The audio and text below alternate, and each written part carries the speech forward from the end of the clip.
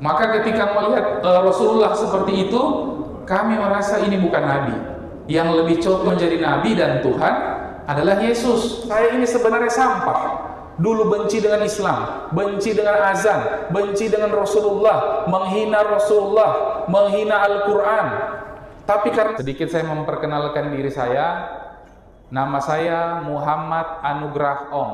Saya berasal dari Kota Palu, Sulawesi Tengah. Ong itu marga dari ayah saya. Jadi ayah saya berdarah Chinese bercampur dengan Dayak Kalimantan Tengah. Dan background saya bukan dari Muslim. Mungkin berbeda dari sebagian besar kita yang sejak kecil sudah Allah muliakan dengan agama Islam. Saya backgroundnya dulu adalah seorang penginjil, seorang yang aktif di gereja, yang dulu berjalannya dari gereja ke gereja. Hari ini Allah rubah minal masjid ilal masjid, dari masjid ke masjid. Bagi saya ini adalah kesyukuran besar bagi saya. Bagi saya ini rezeki besar. Allah menolong saya, menyelamatkan saya. Bukan karena saya hebat, tapi karena kasih sayangnya Allah terlalu besar. Saya dulu aktivis gereja yang memiliki jabatan di gereja. Karena punya jabatan, maka saya mendapatkan fasilitas-fasilitas seperti tempat tinggal, kendaraan operasional, insentif bulanan, dan juga catering makan setiap hari. Jadi secara ekonomi, kehidupan saya dulu sudah cukup. Dan di saat itu, saya merasa bahwa agama saya adalah agama yang paling baik. Sedangkan agama Islam adalah agama yang tidak baik. Bukan lagi saya menyebut kurang baik, tetapi bagi saya Islam itu tidak baik. Kenapa dulu saya menganggap Islam tidak baik? Karena saat itu saya melihat gambaran image Islam dari banyaknya berita, dari oknum-oknum yang mengatasnamakan Islam, tetapi ternyata mereka berperilaku tidak seperti Islam yang diajarkan Rasulullah. Maka kami yang tidak mengenal Islam melihat Islam sebagai agama yang anarkis, agama yang keras, agama yang suka melakukan pengerusakan, agama yang suka membunuh orang. Saat itu bahkan sampai sekarang ada oknum-oknum yang kalau mereka berkumpul, kalau mereka berteriak Allahu Akbar, biasanya ada pagar yang rusak, biasanya ada fasilitas umum yang rusak. Maka kami yang tidak mengenal Islam melihat yang seperti itu, Allahu Akbar, rusak lagi. Allahu Akbar, ada jalan yang ada ban yang dibakar-bakar di jalan. Ini agama apa ini? Tambah lagi berita di saat itu, bom bunuh diri, terorisme. Maka kami yang tidak mengenal Islam menganggap Islam adalah agama yang merusak bumi. Bakar-bakar ban itu kan merusak atmosfer, merusak alam, membuat kemacetan, mengganggu siklus kehidupan. Fasilitas umum dibangun dengan baik, datang sekelompok orang berteriak Allahu Akbar, rusak lagi yang baru dibangun, rusak lagi taman, rusak lagi fasilitas-fasilitas. Maka kami menganggap ini benar-benar agama yang sesat, ini benar-benar agama yang merusak. Ditambah lagi waktu itu saya benci dengan azan. Kenapa benci dengan azan?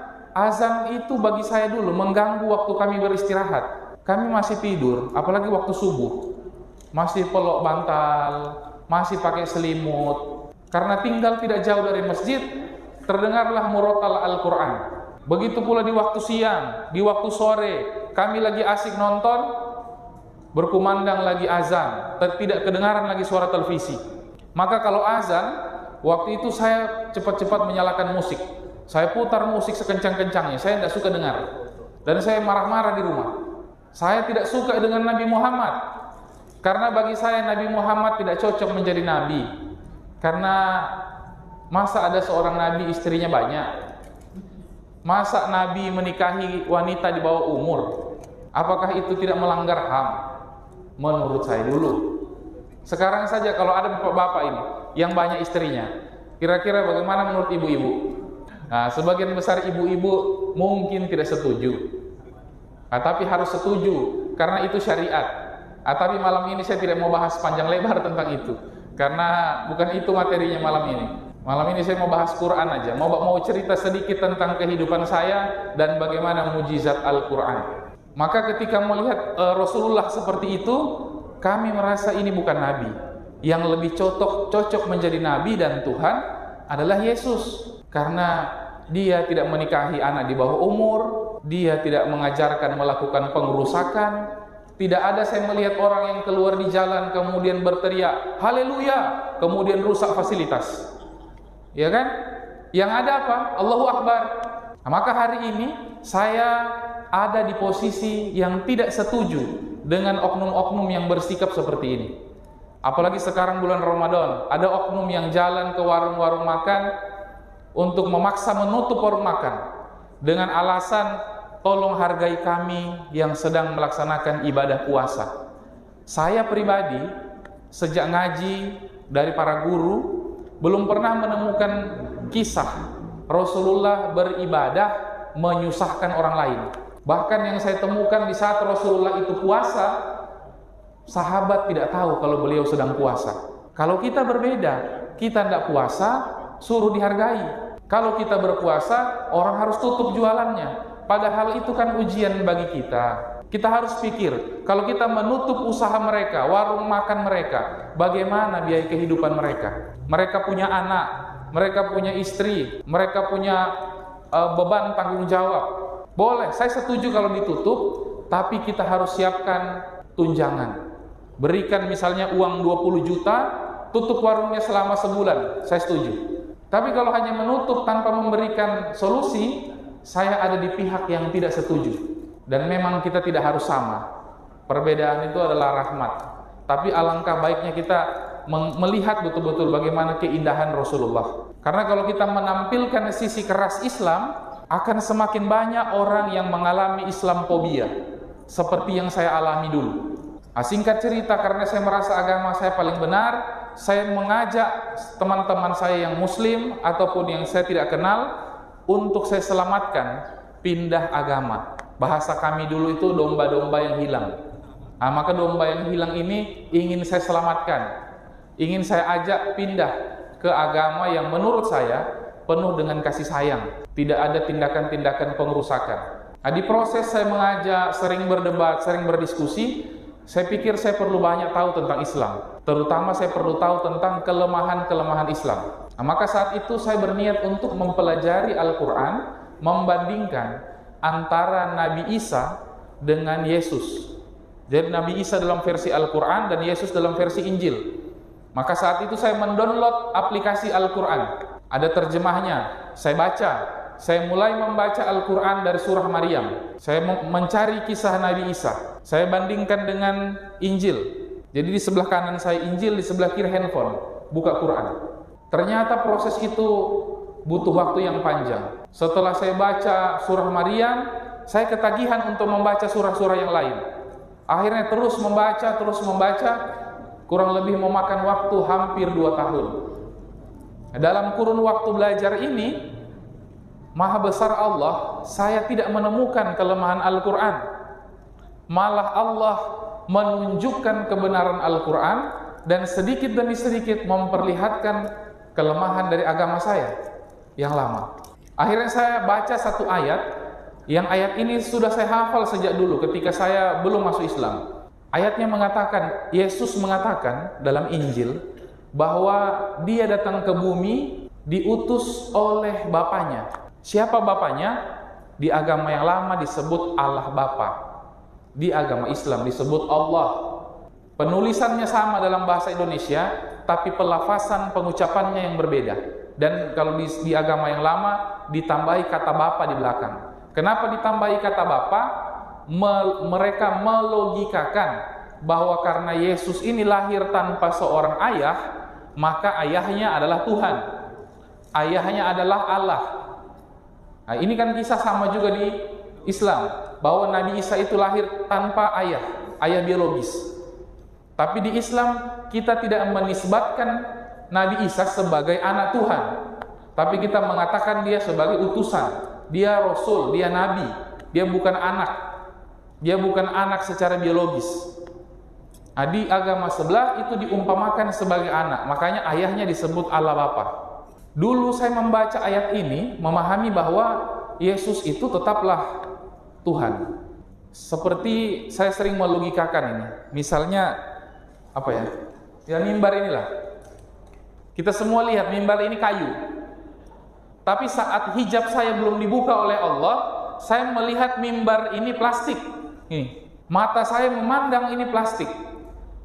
Maka berdebatlah kita. Berdebatlah antara non-muslim dengan yang muslim. Yang satu mengatakan ini kayu, yang satu mengatakan bukan, ini plastik. Makanya kalau kita lihat perdebatan antara non-muslim dengan Islam, itu tidak akan ada ujungnya. Ujungnya nanti berkelahi. Kenapa? Yang satu masih terhijab. Tidak bisa kita memahamkan orang kecuali Allah yang memahamkan dia. Itu pengalaman saya. Saya menghafal ayat itu, saya sering menyampaikan ayat itu, tapi tetap saja saya mengatakan Yesus itu Tuhan. Sampai di proses belajar itu, tiba-tiba saya tersadar, kenapa saya mengatakan Yesus ini Tuhan? Padahal dia sendiri mengatakan bahwa dia adalah utusan. Dia diutus oleh Bapaknya. Maka kalau dia diutus, berarti dia bukan Tuhan. Tuhanlah yang mengutus dia, yaitu yang disebut oleh Allah. Tiba-tiba saja saya tersadar seperti itu. Tanpa ada yang menjelaskan tafsir, tanpa ada yang memberikan ceramah, tanpa ada yang memberikan kultum. Maka bagi saya itulah proses hidayah, itulah hijab yang Allah buka. Tiba-tiba saya tersadar bahwa ternyata mimbar ini kayu, bukan plastik.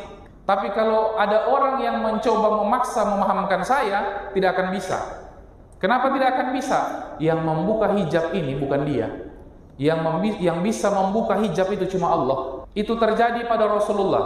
Rasulullah berusaha untuk mengajak pamannya masuk Islam, tetapi tidak bisa. Rasulullah adalah pendakwah terbaik. Rasulullah adalah sumber segala dalil, tapi tidak bisa memberikan hidayah kepada pamannya. Apalagi kita yang hari ini dosanya banyak, pengetahuannya sedikit. Makanya saya salah satu orang yang malas berdebat persoalan beda agama, malas mencari persoalan dengan agama-agama lain. Karena percuma, kita berdebat seperti apa juga, hijab itu milik Allah. Yang ada kita hanya merusak hubungan dan memperlihatkan sisi Islam yang tidak baik. Padahal Islam itu baik, tapi kita yang membawa nama Islam, memperlihatkan Islam dengan gambaran yang tidak baik. Akhirnya muncullah Islamophobia. Orang takut dengan Islam, orang menganggap Islam radikal, orang menganggap Islam intoleran. Saya sampai hari ini sudah kurang lebih 5 tahun menjadi Muslim. Saya heran kalau melihat umat Islam itu lihat orang Kristen kayak aneh gitu. Itu orang Kristen, itu gereja. Sementara kami waktu Kristen dulu kalau lihat orang Islam biasa-biasa saja. Yang kami lihat luar biasa itu kalau ada yang pakai gamis, pakai surban, janggutnya panjang, terus bawa tas, itu baru kami lihat luar biasa. Luar biasanya apa? Kami khawatir dalam tasnya bawa bom. Makanya dulu kalau saya ke swalayan belanja, terus saya lihat ada yang masuk pakai baju begini, pakai gamis, pakai surban, janggutnya panjang, terus bawa tas, saya keluar. Saya ajak istri saya, ayo kita keluar, kita belanja di swalayan lain. Kenapa? Bagaimana kalau ini orang tiba-tiba meledak di dalam? Lebih bagus kita belanja di tempat lain. Nah, maka hari ini tugas kita yang sudah Islam untuk memperlihatkan keindahan Islam, memperlihatkan kasih sayang Islam, memperlihatkan gambaran kasih sayang Allah dan Rasul-Nya. Selama saya mempelajari Al-Quran, Asmaul Husna tentang Ar-Rahman, Ar-Rahim, itulah adalah Asmaul Husna yang paling banyak diulang dalam Al-Quran dibanding dengan Asmaul Husna yang lain. Dan Allah sering memperkenalkan dirinya dengan Ar-Rahman, Ar-Rahim. Tapi hari ini kita memperkenalkan Islam dengan Allahu Akbar, bakar, ya kan, bongkar, tutup, boikot. Boleh boikot. Untuk Israel sekarang kita boikot. Tapi untuk sesama kita nih di sini, jangan sekeras itu. Ada sisi lembut yang bisa kita tampilkan. Kecuali memang hal-hal yang harus kita gunakan ketegasan. Boleh kita tegas pada tempatnya, tapi jangan sedikit-sedikit Allahu Akbar, rusak lagi. Allahu Akbar, rusak lagi. Apalagi kalau sesama Islam, Allahu Akbar, Yang sebelah sini Allahu Akbar, yang sebelah sini Allahu Akbar. Bagaimana? Siapa yang mau dibela kalau begini? Sebelah sini teriak Allahu Akbar. Di Palu terjadi perang antar kampung. Sebelah sini teriak, di kampung sini teriak Allahu Akbar, bawa parang, bawa busur, bawa samurai. Sebelah sini teriak juga Allahu Akbar, bawa parang, bawa busur, bawa sama. Akhirnya Kapolda itu bingung. Ini Allahu Akbar, ini Allahu Akbar. Kami polisi mau bagaimana? Kami juga Islam, maka polisinya ikut juga Allahu Akbar. Nah, kalau sudah begitu, bagaimana? Nah, kita kembali ke cerita yang tadi. Akhirnya singkat cerita, saya mulai menyadari bahwa ternyata apa yang diajarkan oleh Nabi Isa itu adalah beriman kepada Allah. Sama dengan apa yang diajarkan oleh Yesus di dalam versi Injil. Mengajak manusia untuk beriman kepada Allah dan taat kepada Allah. Hanya saja ajaran ini kemudian dirusak oleh sekelompok manusia di abad ketiga setelah tidak adanya Yesus atau Nabi Isa. Bersepakatlah sekelompok orang untuk membuat doktrin tentang keimanan yang disebut dengan doktrin Tritunggal, bahwa Yesus, Allah Bapa dan Roh Kudus itu satu. Kemudian itu disebarkan sampai hari ini. Nah, maka saat itu ketika saya sudah sadar bahwa oke, saya beriman tidak ada Tuhan selain Allah, tapi saya belum beriman kepada Nabi Muhammad. Kenapa belum beriman kepada Nabi Muhammad? Saya tidak kenal siapa Nabi Muhammad. Kami di agama yang lama sama sekali tidak pernah membahas tentang Nabi Muhammad. Maka saat itu saya beriman, asyhadu an la ilaha illallah wa asyhadu anna Isa Rasulullah. Karena pegangan saya masih Injil. Al-Quran hanya saya jadikan sebagai referensi. Saya menyebut diri saya waktu itu pengikut Yesus, orang yang beriman kepada Allah dan mengikuti jalannya Yesus. Di Injil disebut namanya pengikut Yesus. Dalam Al-Quran ada juga disebut Hawariyun, kelompok Hawariyun pengikut Nabi Isa di zaman Nabi Isa. Saya menempatkan diri saya di situ. Ternyata berjalannya waktu, saya mulai berpikir, kalau saya ada di kelompok ini, siapa teman-teman saya yang sama-sama berpaham seperti ini? Ternyata tidak ada. Saya mencari di mana rumah tempat saya beribadah. Ternyata tidak ada. Maka saya pikir sepertinya saya sesat kalau begini. Karena saya sendirian. Maka saya pikir saya harus belajar tentang Nabi Muhammad. Saya harus cari tahu siapa Nabi Muhammad ini, apa yang dia ajarkan.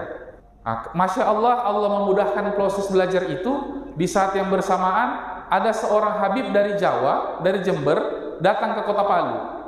Saya dapat informasi ada ulama Muslim datang ke Kota Palu. Singkat cerita, saya mencari akses untuk bisa bertemu dengan beliau. Akhirnya saya tahu beliau menginap di mana, tinggal di mana. Saya datang ke tempat beliau menginap. Beliau ramah. Akhirnya saya datang ke tempat beliau setiap hari. Setiap malam jam 8, jam 9, saya datang ke tempat beliau menginap, berdiskusi, bertanya. Habib tolong jelaskan saya tentang Islam. Habib tolong jelaskan saya tentang Rasulullah. Kenapa yang disebut Nabi ini istrinya banyak? Kenapa yang disebut Nabi ini menikahi anak di bawah umur, melakukan pelecehan seksual? Untung Habib ini sabar, karena saya bertanya dengan bahasa yang bagi saya sekarang, bahasa itu sangat tidak sopan. Untung beliau sabar, dan proses itu juga tidak sebentar, 1 minggu. 1 minggu beliau tidak pernah tidur malam selama beliau di Palu.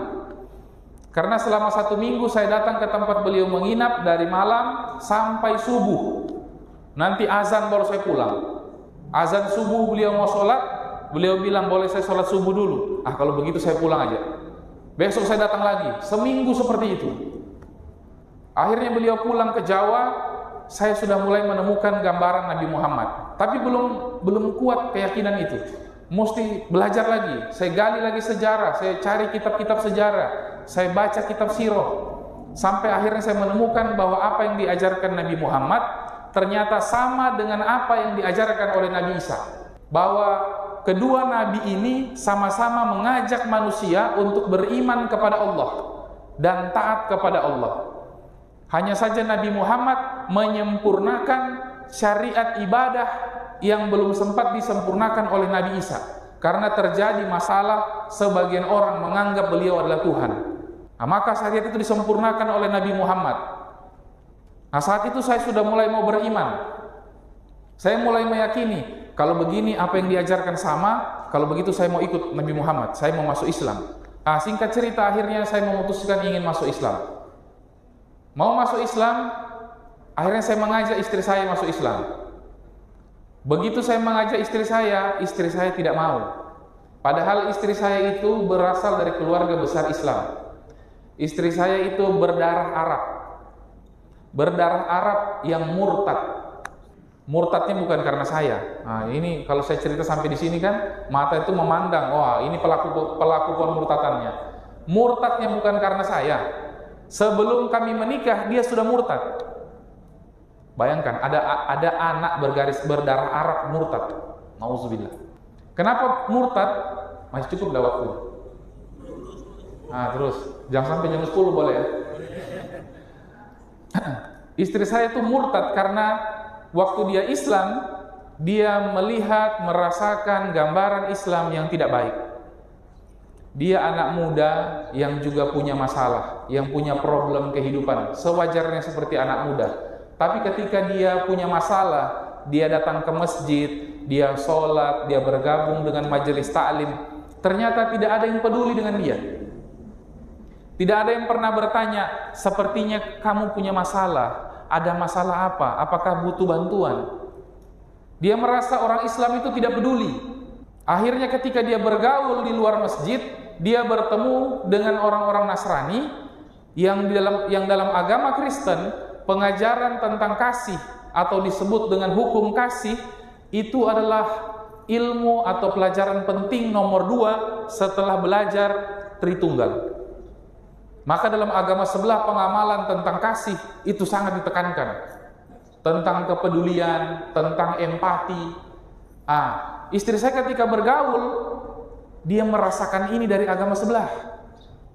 Ada orang-orang yang peduli, ada orang-orang yang bertanya, kamu punya masalah, ayo kita ngobrol. Nanti kita bantu. Kami bersamamu gitu. Padahal itu kata-kata Rasulullah kan. Nanti kami bantu. Mau mendengarkan cerita, kasih kepedulian, kasih bentuk merangkul.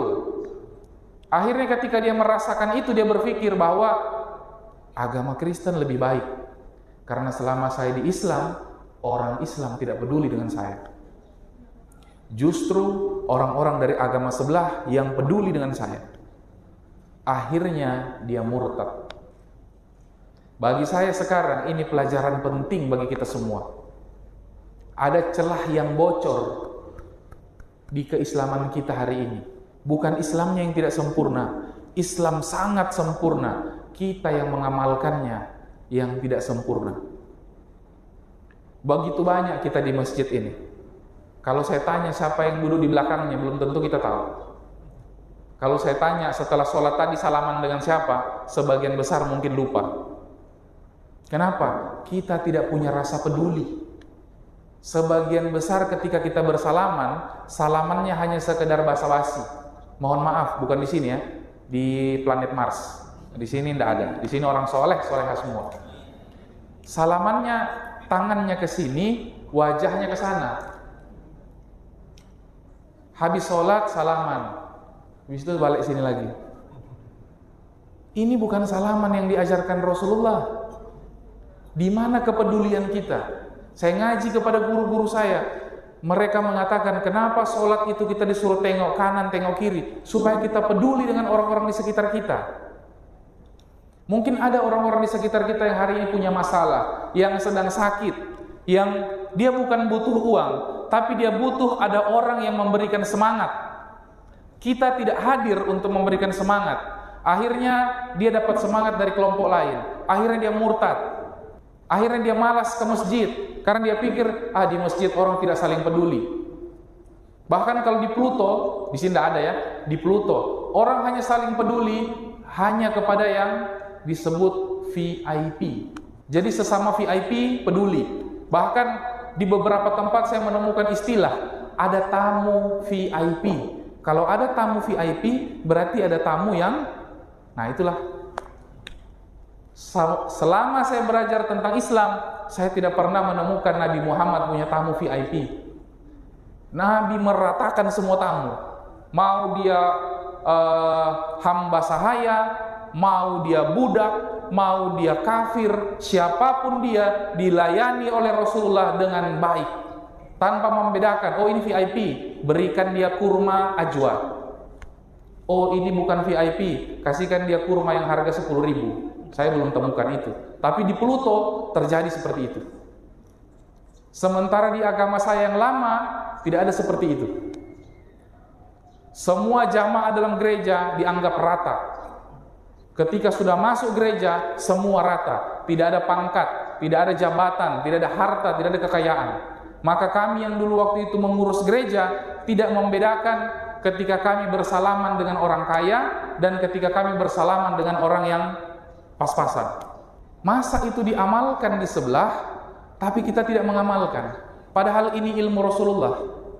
Akhirnya orang-orang yang ekonominya lemah semakin minder, semakin malas ke masjid, semakin tidak mendapatkan kepedulian. Akhirnya datang sekelompok orang membawa sembako, mengumpulkan mereka di satu tempat.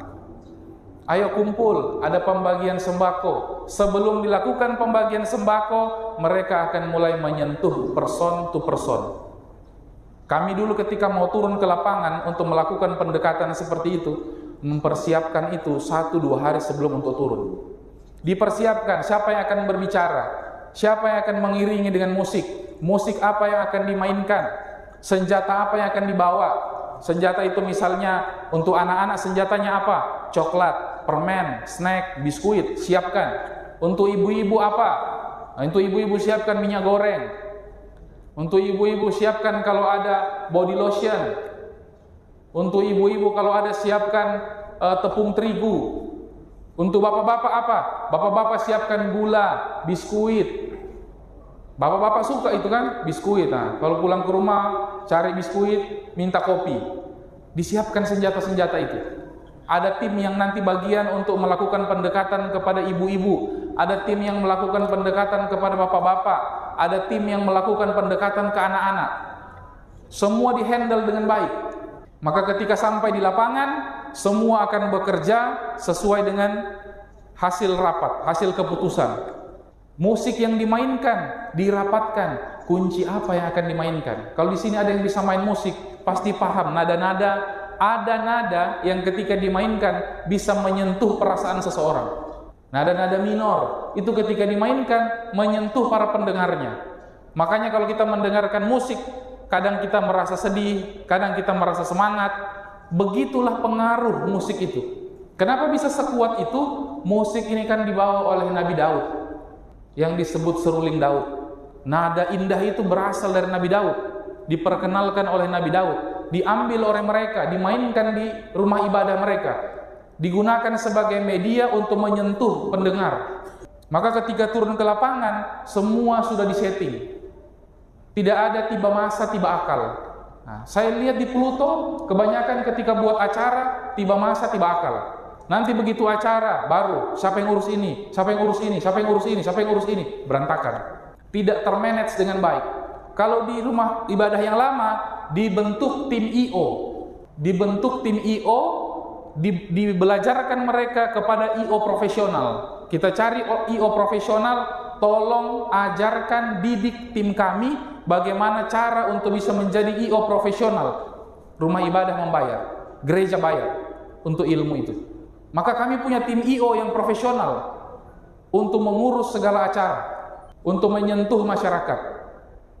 Termasuk istri saya, dapat hal-hal yang begini, disentuh oleh hal-hal yang begini, akhirnya murtad.